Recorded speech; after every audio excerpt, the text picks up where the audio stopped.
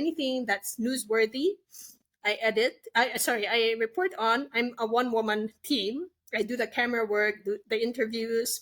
Then I send all the pieces. I do the script as well. I send all the pieces back to the Philippines. They edit it. They send it back to me. I voice it. I send it back to them, and it goes on our website, YouTube, and our all other social media. So yeah, that's how it works. Okay. Yeah. That's very cool. Yeah, And it it's is pretty such cool. an important for a community um that's disparate. So a community that's away from their like power Yeah. base, to be And in some place like Lebanon, to be able to have a voice is so important.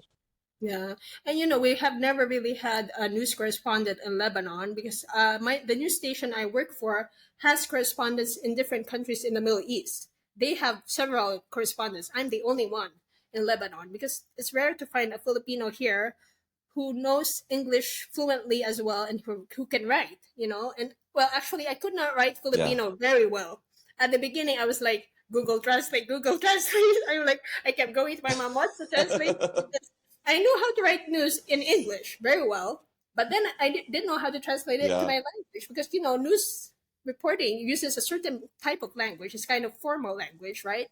And I sure, did not go to high school in the Philippines, so I had never learned formal Filipino. So I'm like, oh no, now I'm gonna harass you, ma. What's the word for this? What's the word for that? And Google Translate isn't always accurate. So anyhow, I managed. right. And by now, I have collected a bit more vocabulary. Yeah, yeah.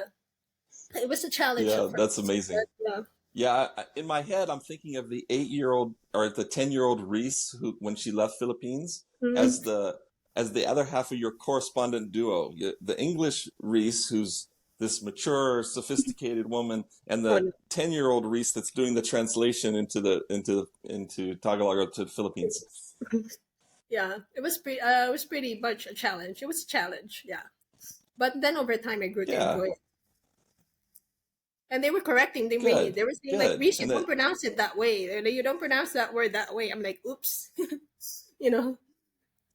right, and in the I won't say how many years it's been since you left the Philippines, but it's been Mm. a few years, and language changes and evolves. And so Yeah, the it number of does. years that you've been There are away,